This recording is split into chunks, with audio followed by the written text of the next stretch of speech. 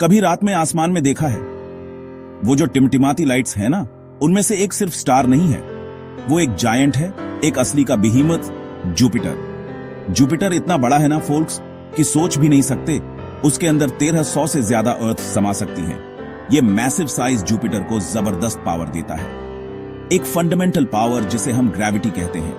अपने solar system में सबसे स्ट्रॉन्ग प्लैनेटरी ग्रेविटी इसी की है।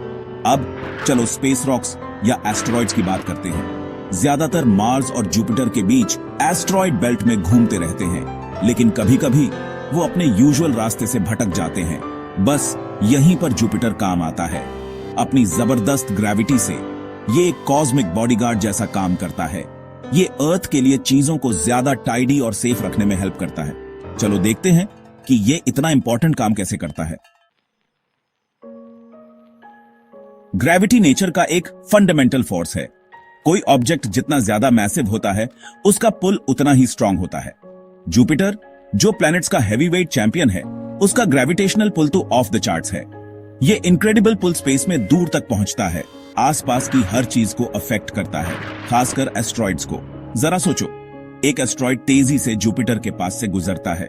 जुपिटर की जबरदस्त ग्रेविटी उसे पकड़ लेती है। ये एक जायंट कॉस्मिक स्लिंगशॉट या एक पावरफुल वैक्यूम क्लीनर जैसा काम कर सकता है। कुछ एस्टेरॉइड्स तो सीधे जुपिटर में खींच जाते हैं, एक फायरी ब्लेज में गायब। दूसरों को एक जोरदार ग्रेविटेशनल किक मिलता है और वो सोलर सिस्टम से बहुत दूर फेंक जाते हैं। हम जुपिटर का काम एस्टेरॉइड बेल्ट में देख सकते हैं।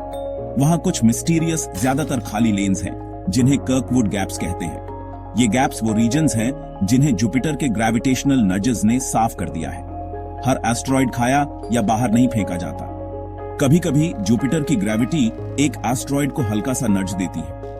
ये छोटा सा ऑल्टरेशन एस्टेरॉइड का रास्ता बदल सकता है। ये उसे अर्थ के साथ कलिजन कोर्स से दूर कर सकता है, एक सबटल इफेक्ट, गैप 2s, लेकिन हमारे प्लैनेट की सेफ्टी के लिए इनक्रेडिबली इंपॉर्टेंट। ये सब अर्थ की मदद कैसे करता है? कम dangerous space rocks. Jupiter space में एक जायंट शील्ड की तरह काम करता है। ये कई पोटेंशियल थ्रेट्स को रोकता है या उनका रास्ता बदल देता है। इसे एक जिम्मेदार बड़े भाई या बहन की तरह समझो, जिससे हमारे ऊपर होने वाली कॉस्मिक बम्बार्डमेंट काफी कम हो जाती है। हमने जुपिटर को डायरेक्ट हिट लेते हुए देखा है। 1994 में कॉमेट शूमेकर-लेवी 9 जुपिटर से टकराया था। उससे बड़े दिखने वाले एक्सप्लोजन्स हुए थे। उन इंपैक्ट्स ने जुपिटर के एटमॉस्फेयर पर गहरे निशान छोड़ दिए थे। अगर जुपिटर वहां नहीं होता तो वो ऑब्जेक्ट कहां गया होता? वो इनर सोलर सिस्टम की तरफ आ सकता था, पोटेंशियली अर्थ या दूसरे प्लैनेट्स के साथ कलिजन कोर्स पर। जुपिटर ने टीम के लिए एक हिट ले लिया। जरा सोचो, जुपिटर के बिना सोलर सिस्टम कैसा होता? इनर प्लैनेट्स तो कॉस्मिक शूटिंग गैलरीज बन जाते। जुपिटर का होना हमारे लिए एक सेलेस्टियल गेम चेंजर है। चलो जुपिटर के हीरोइक एक्ट्स को रिकैप करते हैं। ये बदमाश एस्टेरॉइड्स और कॉमेट्स को पकड़ लेता है। कभी कभी उन्हें पूरा निगल जाता है, उनकी जर्नी खत्म कर देता है। ये हमारे सोलर सिस्टम से डेंजरस ऑब्जेक्ट्स को बाहर निकाल फेंकता है। ये अनगिनत औरों का रास्ता बदल देता है, उनके पैथ्स को ऑल्टर कर देता है।